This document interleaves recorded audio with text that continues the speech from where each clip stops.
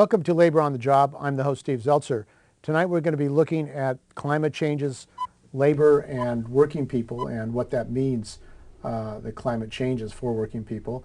And also we're going to be looking at the crisis at state fund and what that's meant to a worker, an injured worker who was insured by state fund, and the crisis in workers' compensation insurance industry. And we also have some segments and some music from some labor musicians who are going to be performing with us. So let's go to our first guest, which introduce him, and that's Dave Hooks. Welcome to the show, Dave. Thank you. And you're from England, from Liverpool. I'm from Liverpool, yes. I work at the University of Liverpool. I see, and you've been covering climate. Right. And I've been over in the States giving talks on the issue of climate change, what it will mean for politics and also for the ordinary people of both US and the world in general, what the significance is. Okay, well, thanks for joining us tonight. And also joining us is Mike DiRubio. And Mike is is an injured carpenter who was injured on the job and has been involved in some struggles. Yeah, a lot of struggles. Thanks for having me, Steve. And you were injured at and your insurance company, State Fund. Yeah, the insurance company, State Fund. And I was actually injured on a job in January of 2005. And I had to wait like 2 years to get a surgery after going through several network doctors. And just this last January, they cut off my temporary disability. So our families are having a lot of struggles right now. Okay, well, thanks for joining us tonight. Mm-hmm. Well, Dave, why don't you talk about, first of all, why did you decide to get involved in the study of climate and what that means? Well, I started actually because I was concerned with the fact that obviously large numbers of people in the world were deprived of the means for having a decent life. The so-called developing world was not really developing, and it needed access to renewable energy technologies. I was also concerned that they would suffer most from the effects of the climate. So I really went from renewable energy to the issue of climate change. And then I started thinking what would happen to the world if the worst scenarios took place. In particular, what many scientists believe is a serious possibility of global warming runaway or thermal runaway. In other words, the climate reaches a point from which it's impossible to recover. In other words, the world will continue to heat up and cook, and that we'll have large temperature rises which will lead to massive rises in sea levels and so on. And many scientists, the top people, really believe that there's a serious chance of global warming runaway or runaway global warming. That's because there are feedbacks in the system, positive feedbacks. As the warming takes place, more warming leads to conditions which increase the amount of warming, and that sort of causes a runaway in the climate change. And if that happens, there can be, for instance, an example of that feedback effect is the collapse of the ice sheets on Greenland, on the west and the western Antarctica. If those ice sheets physically collapse, then the sunlight that was normally reflected back into space off the ice sheets will actually get absorbed into the land, and that will give rise to more global warming. So global warming causes a collapse of the ice sheets, which causes more global warming. So this positive feedback effect can get out of control. The other examples are, for instance, the permafrost, which covers a good section of the north part of the Asian landmass, and also Canada. 25% of Canada is permafrost. If that starts melting, which in fact is beginning to do, trapped in the permafrost are billions of tons of not carbon dioxide but methane. Methane, I believe you Americans call it. It's known over in Europe as methane. Anyway, I'll call it methane. Billions of tons of methane are in fact trapped in the permafrost. If they're released, that will cause a massive increase in global warming, because methane is in fact 60 odd times more powerful as a greenhouse gas than carbon dioxide. So this enormous quantity of methane will cause a rapid increase in global warming, which will of course mean more permafrost being melted, which means more methane, and so we get a positive feedback effect. Now this isn't the opinion of a few screwballs who are trying to stir things up. This is the actual opinion of a majority of the top climate scientists, particularly the group that were invited by the British government to come to England in 2005, February 2005. They met at the Meteorological Office, and their main conclusions were there was a serious danger of the climate reaching a tipping point beyond which it will be possible to recover. And that's the great concern I have, and that according to them, we have to take decisions or a decisive intervention to prevent further climate change. In other words, reduce the amount of carbon dioxide and methane emissions immediately in the next 10 years. Well, that means in the next 10 years. So governments who seem to spend a lot of time talking about it and a lot of, as it were, talking the talk but not walking the walk, including my own government in the UK, which puts itself forward as a big supporter of measures against climate change. In reality, they don't produce much actual money that would make a difference. For instance, the British government is promoting solar photovoltaics. That's a direct conversion of sunlight from sunlight into electricity by putting it on the roofs of houses. In Britain we have a few hundred roofs, whereas in Germany they've reached 100,000, and the Japanese have a program for 1 million, and I believe California has a big program as well. So although Britain claims to be in the lead, the reality is that very little money has been provided. Well, why, I mean, if the situation is as bad or dangerous as you say for humanity and human life, all life for that matter, if it's a runaway situation, why would there not be a crash program, for example, to have the massive introduction of solar technology, solar energy technology? I mean, as a survival mode. I mean, you would think that the world would go into survival mode. We've got to stop this. Why is that not happening? Well, one must assume that in the background there are very powerful vested interests. There's an enormous amount of capital invested in the road system, motor carpets, and in the oil industry. And I assume that these people still want to get returns on this invested capital, and they are very reluctant to, as it were, toss it into the waste bin and trash it. And they control the governments. Well, I think that might be. Well, I'm fairly sure that they certainly control your present government, and I would think they have a very big say in the background in Tony Blair's government in the UK, despite, for instance, British Petroleum describing itself as beyond petroleum. In other words, they're working for a renewable energy future. If you look at the actual investments they make, the amount they invest in renewable energy is only 1 or 2% of their total investment, most of which is finding new sources of fossil fuel. They say that they've just announced that they're going to invest $500 million in the University of California here for research. Yes, but that you'll find that even $500 million, which sounds like an enormous sum of money, and is a considerable sum of money, we have to say thank you very much, but is that sufficient? Because in fact you will find that they will have billions, maybe 10 billion or more invested, maybe 10 to 20 billion invested in looking for more oil. So although 500 million sounds a lot, it's actually still a small fraction of their total research and development expenditure.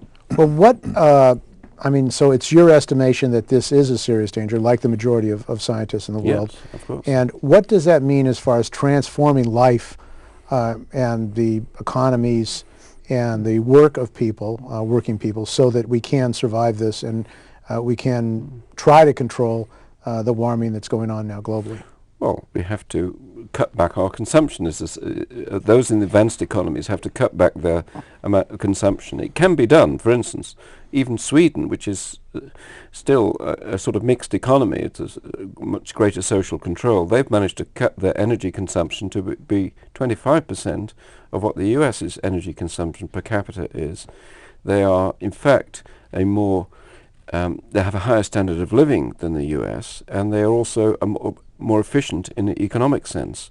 So it can be done, but there has to be, as you say, the same mentality that was necessary when the UK went to war against Hitler. They switched the factories to producing armaments. Well, we have to switch our factories to producing vehicles that are zero carbon emission, and they're already designed, or at least very small amount of carbon emission, and we have to switch factories to produce mass-producing solar energy. All the technology is here. The US actually, paradoxically, although it's the most backward in terms of the politics of climate change, technologically it possesses all the means to transform the US into a very small carbon-using country. But I mean, it seems that, for example, the situation of bullet trains in the United States, you would think that that would save a massive amount of energy if you had a great use of these bullet trains. Yet the Governor Schwarzenegger, just pulled a bond measure off the ballot in California to have a bullet train between Los Angeles and San Francisco, and instead want to spend it on more roads. And I would say, though, the other thing about the United States, and we can talk a little bit for American workers, is that they are stuck really living in homes. They can't afford to have homes close to many of the inner cities. They're forced into driving many, many hours. Right. And the price of gas now and everything else is creating a very dangerous, difficult situation for them. Yes, absolutely. There has to be a replacement of private transport by properly publicly funded public transport that is running preferably on electricity derived from renewable energy. Now that's all possible. I've just come across the country on Amtrak, and obviously Amtrak is considerably underfunded and has to give way to freight trains, I noticed. And yet it should, in fact, that discourages people from using Amtrak, when in fact it should be seen as the future. Railways should be seen as the future, and light rail transit should be seen as the future. That would create a massive number of jobs for American workers. Massive numbers of jobs. You could, if you as it were, retrack the country, which is really what was required. People could come out of their cars, they could sit in a comfortable train and be whisked into work. All that's possible. The question is, what are the vested interests that are defending the car economy? And that's the whole question. And what do you see as the political program for working people to deal with this climate change? I mean, what kind of demands should be made? And well, first of all, I think it should be seen as an international problem. The working people should see themselves as part of international working class of people, including the poor peasants who are at present living in subsistence farming communities. They have to be linked, in my view, to the interests of workers in advanced economies. So the workers in advanced economies should make technologies that are suitable for developing the rest of the world, but through a non-fossil fuel route. It seems to me that if the workers in advanced economies can link their interests to the interests of the poor peasantry, which at the moment might be driven along the route into fossil fuel-based industrialization. If that happens in India and China and Africa, then that's the end of it.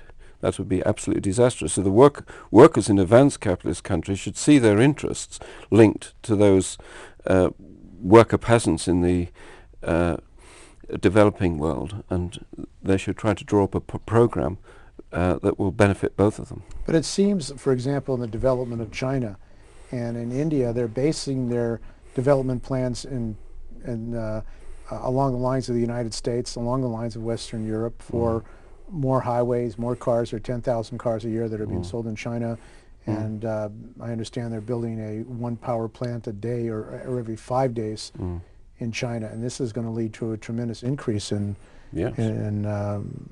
toxins and But you also have to realize that there is China is heading for an environmental explosion. There's massive numbers of almost insurrectionary situations throughout China. Something like 60,000 revolts occurred, particularly in rural areas where they're suffering. At least half of those, 30 to 40,000, were connected with appalling effects on the environment of this rapid industrialization using dirty fuels like coal. But there are technologies, in fact, developed in the United States for sequestering carbon from even coal plants and putting it under the ground and cleaning up the plants. And these technologies are well known and can be implemented.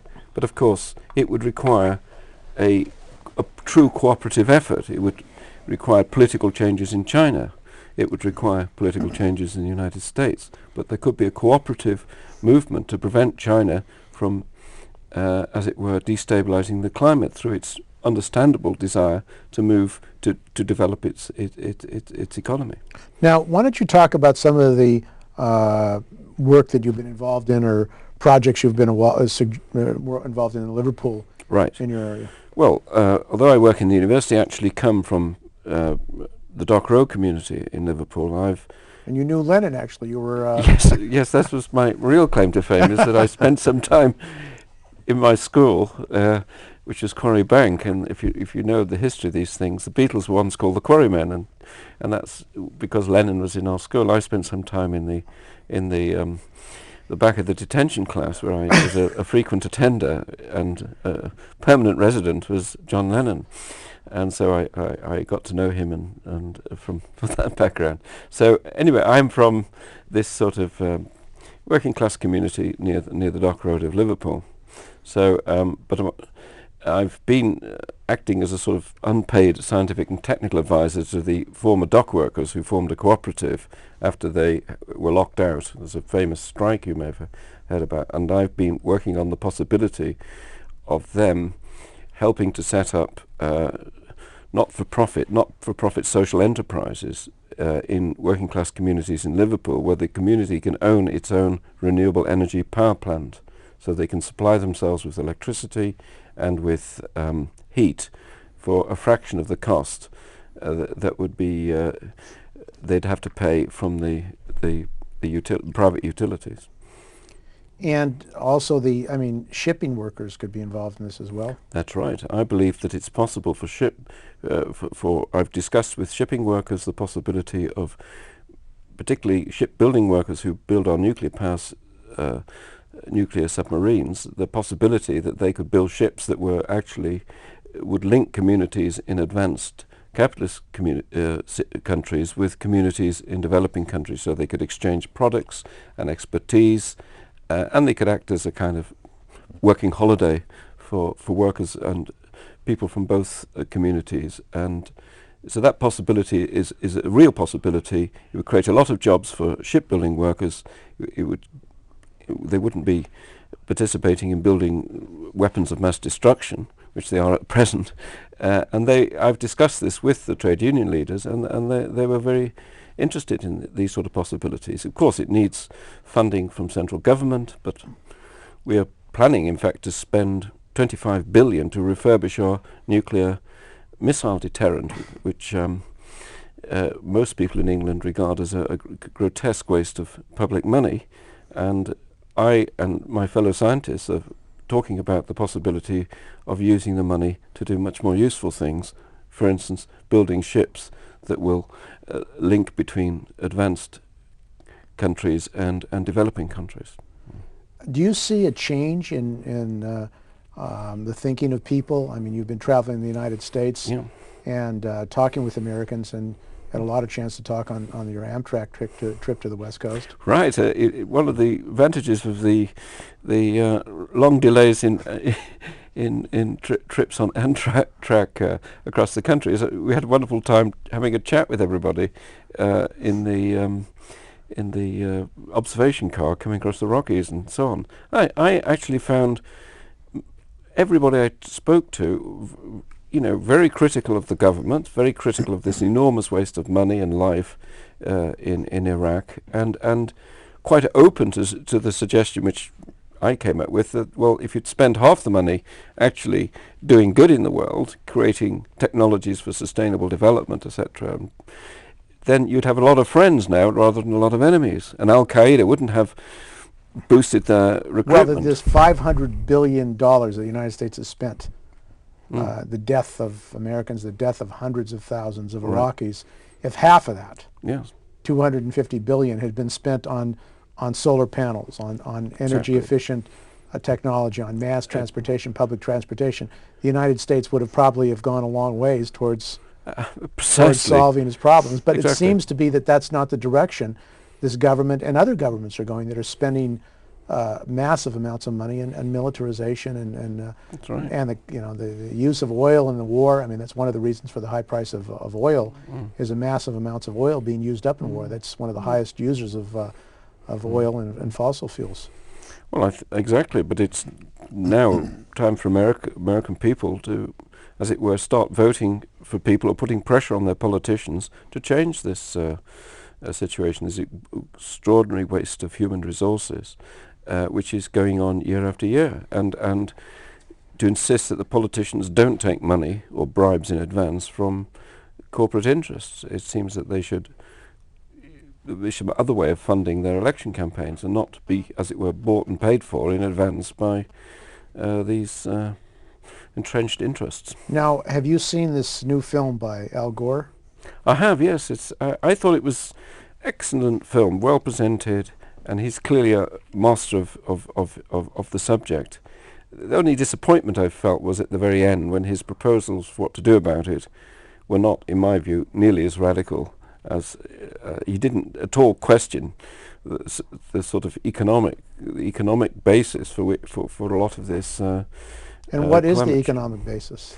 Well, my view would be that it's running the economic system not for people, but just for making profits. If you have to maximize profit rather than the interests of people, then of course, inevitably, you might be tempted to continue with your present investments and with the status quo. But Al Gore, despite what I thought was a very good job in presenting the crisis of the climate, and he obviously feels passionately about that, he hasn't taken the really big step, which is to question the basis of the economic system that's produced such a mess. Well, I should mention that the English economist Sir Nicholas Stern, who's just produced a report for the British government, which is now widely disseminated throughout the world, it's on the economic cost of climate change. He admits in his report that the actual climate catastrophe, or the impending climate catastrophe, is a problem. It is a catastrophic consequence of the market system. Having unrestrained free markets, then this is what's actually produced the problem. Now, he's strongly in favour of markets, but he says we must recognise that markets have also caused the problem, and proposes then a more market-oriented solution. I think we have to say markets have got us into this mess. Let's try to think of ways of organising the world economy by a process of mutuality and cooperation between peoples across the world, based on democratic, political and social control of the production system. And that means rapidly thinking outside the box, as they say. And you've written a paper which we're going to put the URL on, that people can get on the internet on this issue. Right. I've written a paper that which I gave and spoke to people in New York and several university groups on the East Coast. It's called A History of Two Futures. It imagines two possible futures. I project us forward to about 2060. One future, we actually get to grips with the climate problem, which I think entails other issues as well, and solve it and stabilize the atmosphere, the carbon dioxide levels in the atmosphere, and we avoid the tipping point, and so we pull out of this potential disaster. And on the other hand, I consider another future, which I call future minus. The first future I call future plus, the other I call future minus, and in that, of course, disaster happens. There isn't any serious attempt to cut back on the use of fossil fuel. There's continued logging of the rainforests, and the combination of all these effects. For instance, we don't give any help to China or India to switch from fossil fuel to other types of fuel. The net effect is a disastrous runaway global warming, so that's future minus. But I'm an optimist, and I believe that future plus, namely that we can actually get to grips with the situation, but it means radically altering our political perspectives and putting considerable pressure, mass pressure on the governments to provide the means to create a new type of economic system. Okay, well, thanks, and I hope our audience can take a look at your document. Thank you. And I'm sure that American workers are themselves as well concerned about their future. I mean, because they and their children and society as a whole is threatened by this this potential destruction of the environment by runaway warming. Thank you very much for inviting me on the show. Okay, and also, Mike, you have faced the fight against the profits of the insurance companies here in California. Boy. Yeah, it's not been fun. You were a carpenter? Yeah, I worked for actually a cabinet manufacturing company in the South Bay, and was injured, and have since had to fight with state fund to get my surgeries, and it's been a long uphill battle. And you thought when you were injured, I mean, why don't you talk a little bit about what happened? I was injured on a job in January of 2005, and I never imagined that we would go through this type of a crisis where, you know, my family would be on the edge of losing our place to live and everything. How long have you worked as a carpenter? I was a painter for about 20 years, and for about the last 15 I was a carpenter. I see. So, you know, I've always been pretty strong and always, you know, able to physically handle my job. Mm-hmm. And it was a job that I loved. But the unfortunate fact is in that type of a job, you're kind of prone to injury occasionally, especially if you want to keep your job. Mm-hmm. So, anyways, I was injured, and the first thing they did was they sent me to Kaiser for physical therapy.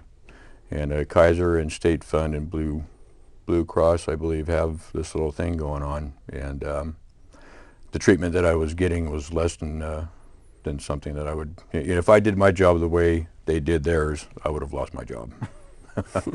So, but anyways, why weren't they treating you properly? I mean, wouldn't they want you to get better so you could go back to work? Or? You know, you would think, and this is a job that I absolutely loved, and the people who I was working with were great people, and I was very good at my job. I loved doing it. And the shame of this whole thing is, you know, you finally get into a situation that your family is being taken care of and you're very happy with, and an unfortunate occurrence happens. And if I would have got injured 27 days earlier, it would have been a whole different story. But since I didn't fall in that window, I'm facing many losses right now. So what happened? I mean, they didn't properly treat you. Your injury got worse. Yeah, the injury continued to get worse. They sent me to an elbow specialist for a back injury, and I didn't know that this guy was an elbow specialist. You talk about things being backwards in America, and unfortunately that's the case, especially in California. They sent me to physical therapy for a while, and eventually I started reading the law, and the law indicated that I had a choice. Now, during this time, they told me that if I didn't accept modified duty, they could deny my claim. So they kind of pressured you. Oh yeah, it was a veiled threat. Mm-hmm. You know, they told me, you either go and do this or you're not going to get this. And that's how State Fund deals with people. You know, they're state-sponsored terrorism. And what was the purpose of that? Was that to increase their profits, or what were they trying to do? Through the things that I've been studying about, that's the only thing I can gather. $10 billion in profit, I mean, is incredible. They're like an oil company. What you're saying is that profit from State Fund came about as a result of, part of it came about as a result of the kind of lack of treatment they provided and lack of proper medical care for injured workers such as yourself. Yeah, lack of treatment, lack of financial options, and one of the things that happened was My injury occurred on January 24th of 2005. On January 27th of 2007, I was sent a letter on the day that I was supposed to get a temporary disability payment that I was not going to get a temporary disability payment anymore. So, you know, they didn't give you any time to get your affairs in proper order. Not that you would have been able to do that anyways, but at least I would have had an opportunity to go to state disability, get my papers filed, and get things rolling. So they didn't advise you to go into state disability? No, they did not. They did not. And So the this thing must is, have been pretty traumatic to go into a situation like this. you know, as I indicated before, I absolutely loved working with the people that I was working with. The situation was, you know, we're losing our insurance benefits. I'm spending what little retirement I had. You had to get rid of your annuity or your 401k? Right now my annuity is burned. You know, I'm borrowing money against some future things that may or may not come about because of my lawsuit against. And that is the highest cause of bankruptcy in the United States, healthcare. The highest cause of bankruptcy and the highest cause of losing your credit. And once you lose your credit, that's the end of life as we know it. I mean, you can't live without credit. It just doesn't happen. So you began to fight back or learn about the system. I actually had started to learn by going on websites. VIAW was one that I went on that I found out really was not geared toward the injured worker. They were just some organization that was looking to empower their president. I went on the CIAW, which was where I met Sam Gold and you. And we have a show called Injured on the Job, actually. Yeah, absolutely. And that's, you know, we don't have any outlet. You know, there's nobody who will listen. I've sent probably 30 letters to the governor. And what have you told him? What have you said? You've asked him what's going on or what's happening with this thing? Yeah, I told them. Their Office of Constituent Affairs sent me a response asking for a response. And I sent the response, and I haven't heard anything back. But what I indicated in the letter was exactly the story that happened, what my injuries were, and what kind of fight I'm having with State Fund. And the fight that I'm actually fighting with State Fund now is they have a 104-week ceiling. And that's for temporary disability. For temporary disability. And once you exhaust that 104-week ceiling, you're through. And you know, you still need treatment. You still need compensation. I still need treatment. I have to take pain pills and muscle relaxers every day. I can't go to sleep without. And this is all a result of the injury. Actually, there was more than one injury, but the initial injury hurt so bad that I wasn't aware of the other injury. And so in the last 8 months, I've had 2 major back surgeries, and the last one occurring on December 5th, 6 weeks after which they cut off my temporary disability. So this is really a nightmare for you, and your physical ailments, the battle to get coverage, and then your effect on your family, and your rent and your house. Your life is just literally being destroyed by this system. Absolutely. The effect on my family, I have 2 young daughters who live with me. I have a fully grown son who is out of the house, but the immediate damage is to my wife and my 4 and 12-year-old daughters. You know, I don't have insurance coverage for them anymore. As a member of the union, I had my retirement insurance benefits, and those have all been exhausted as of November of last year. And I thank God for the union because they carried me for a long time afterwards. But now I'm not insured. It's a battle to get Medi-Cal, something I never imagined I would ever have to do. And you wanted to be on your own. You wanted to be paying your own bills. Absolutely. You didn't want to be on Medi-Cal. Yeah. Absolutely. You know, and they expect me to live on $1,900 a month right now. You know, with kids and car payments and rent payments and no insurance. It's impossible. It's impossible. I'm one injury away from losing everything. Losing everything. Now, you were at a hearing in San Jose. Yeah, the Anita Blake. Why don't you talk about that, what you saw at that hearing? What I saw at that hearing was a woman who had been injured and finally had the ability to go out and appreciate some of the things that she could no longer appreciate for years after her injury. A simple thing like watering her flowers. And they sent somebody out to take pictures of her. And because she went out and watered her flowers for a little while and then went to the doctor later that day on her crutches, San Mateo County filed charges against her. And this is a sweet lady, absolute doll. I only knew her one day, the day that I was at the court hearing, and you can't help but fall in love with her. She's just a doll. It's state and county sponsored terrorism, and you know, if I go someplace without my TENS unit, I'm without my TENS unit right now, and I'm sure somebody at State Fund is watching the show. I'm sure they'll bring that up at my workman's comp hearing and say, look at this guy. So they're spending all this money videotaping people and harassing people, and in her case, they put her in jail for 60 days. 60 days, and you know, like I said, this is the sweetest little lady that you've ever seen, and it was unimaginable that the district attorney of San Mateo County would go out of their way to prosecute this sweet lady. I'm just at a loss for words about it. And her son is a police officer in East Palo Alto, never been arrested, never even had a traffic ticket. Never even had a traffic ticket. She's prosecuted for watering her plants and accused of being a felony. Yeah. A criminal. Yeah, you know, I could just imagine if they took a picture of me carrying my groceries up the stairs, what's going to happen. You know, they're going to say that I'm frauding the insurance system. I can imagine that happening. Now, you have hope that things are going to turn around and more people are going to get involved?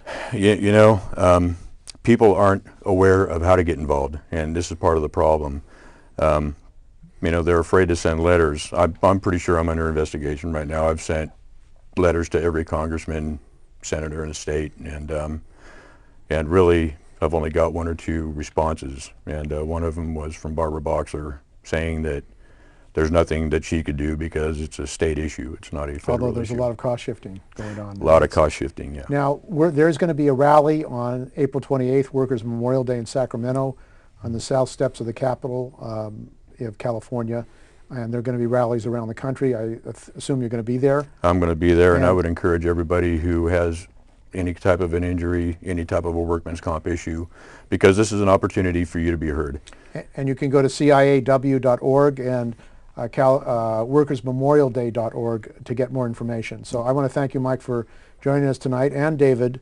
And we've got problems in the climate, and we have problems having treatment for workers who get injured on the job. This is looks like both profit-driven, unfortunately. So it is profit-driven from a governor who, you know, promised to stand up for the people of California, and now he's filling people's pockets, and it's not ours. Okay, I want to thank you both. And now we're going to be going to some music, some labor songs by Leanne and Richard, and they're going to be performing labor music.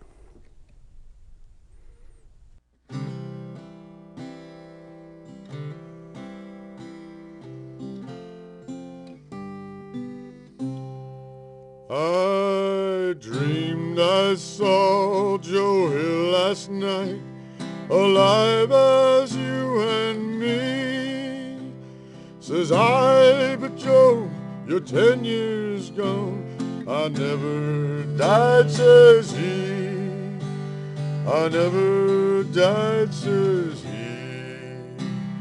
In Salt Lake City, Joe, says I, standing by my bed, they framed you on a murder charge, says Joe, but I ain't dead, says Joe, but I ain't dead.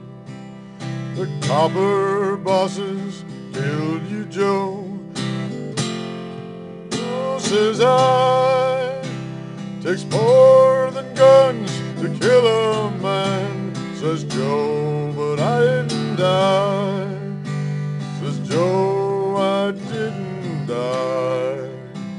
And standing there as big as life and smiling with his eyes, though what they forgot to kill went on to organize, went on to organize. Joe Hill ain't dead, says to me, Joe Hill ain't never died. We're working men are out on strike. Joe Hill is at their side. Joe Hill is at their side. From San Diego up to Maine, in every mine and mill, where workers strike and organize, it's here you'll find Joe Hill. Says here you'll find Joe Hill. I dreamed I saw Joe Hill last night, alive as you and me. Says I, but Joe, you're 10 years dead. I never died, says he. I never died, says he.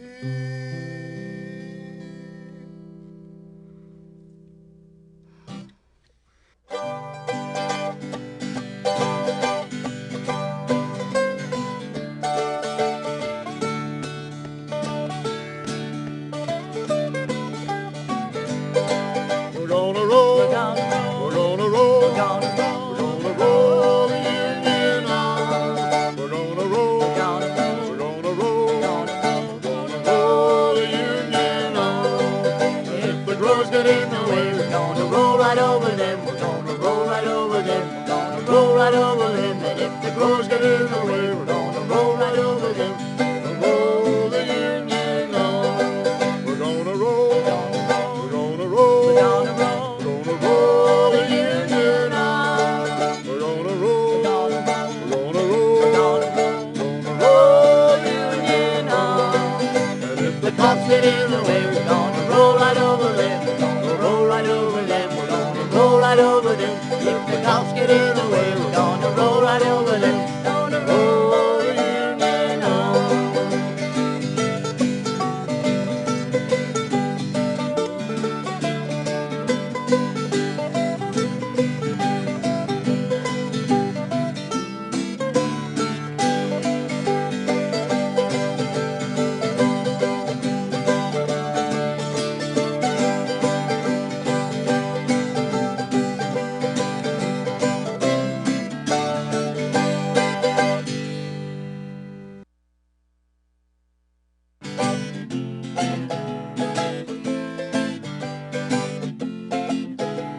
Old Mr. Johnson had troubles of his own. Had a yellow cat that wouldn't leave its home. Tried and he tried to give the cat away, but the cat came back the very next day. Oh, the cat came back the very next day. Oh, the cat came back, thought it was a goner. The cat came back, it just couldn't stay away. Gave it to a little boy with a dollar note. Told him for to take it up the river in a boat. The boat came down 5 miles away. Now they drag the river for the little boy that's drowned. But the cat came back the very next day. Oh, the cat came back, thought it was a goner. The cat came back, it just couldn't stay away. No, no, no, gave it to a man going up in a balloon. Told him for to take it to the man in a moon. Balloon came down about 90 miles away. Where he is now, I dare not say. But the cat came back the very next day. Oh, the cat came back, thought it was gonna. Cat came back, it just couldn't stay away. No, no, no, no, no.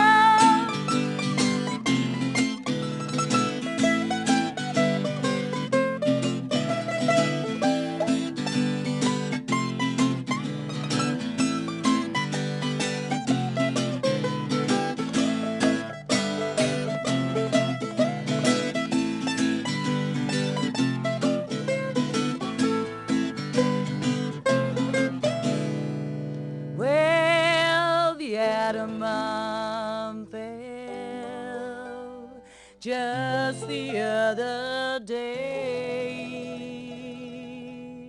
The H-bomb fell in the very same way.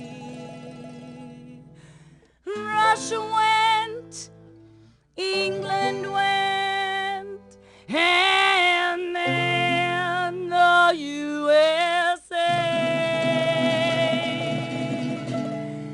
The human race was finished without a chance to pray. But the cat came back the very next day. Oh, cat came back. Thought it was gonna. Cat came back.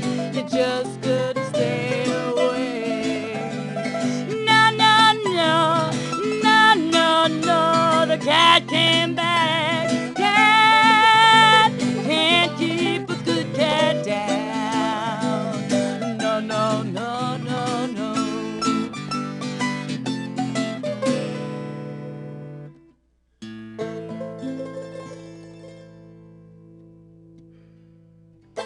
First of all, just to call out the fact that we did get a call from corporate headquarters yesterday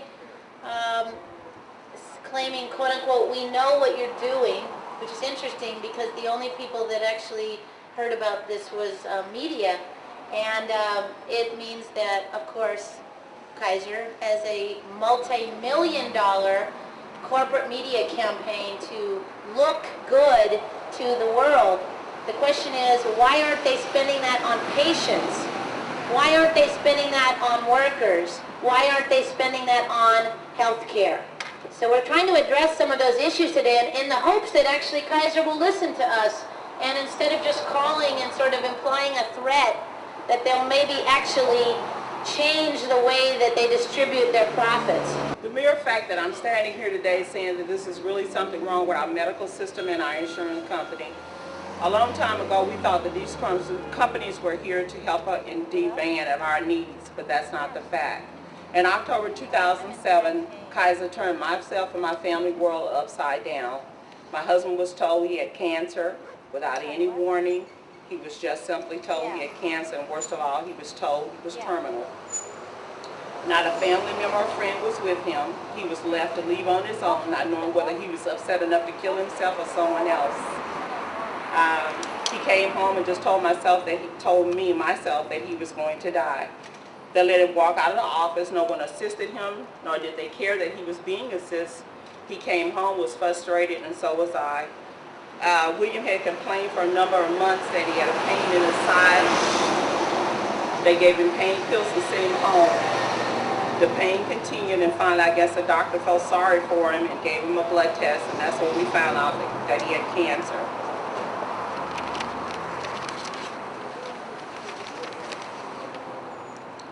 The doctors believed that they would have, William's mistake was that he believed the doctors had his best interest in mind, but that was not the case. He thought that they would take care of him and give him the best care possible.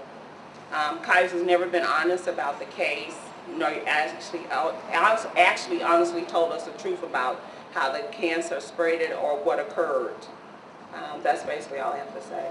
My name is Mary Fortin.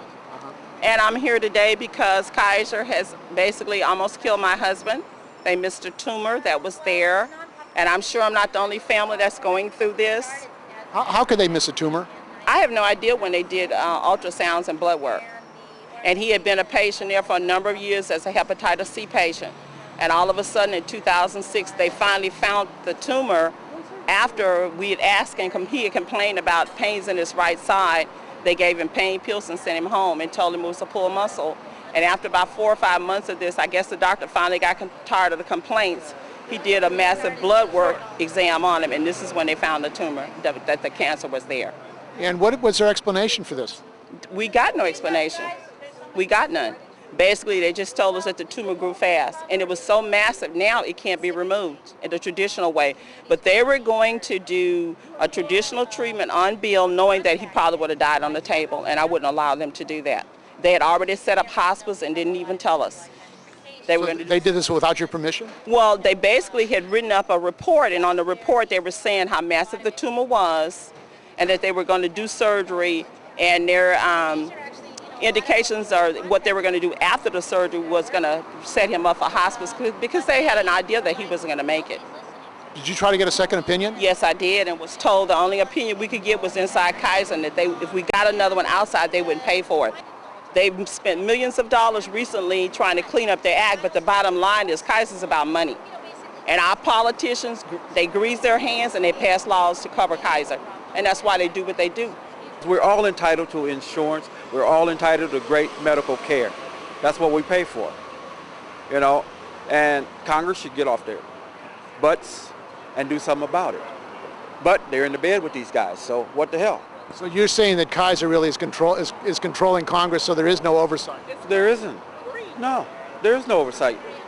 Kaiser, these people, they give donations to them, and they give this to them, and they give that to them. So who you think they're going to back? They're not going to back me because I can't give them what Kaiser gives them, you know. But see, Kaiser, like I said, Kaiser gave me a death sentence by not following through. So finally he decided to give me a full blood test, everything, and then they found it.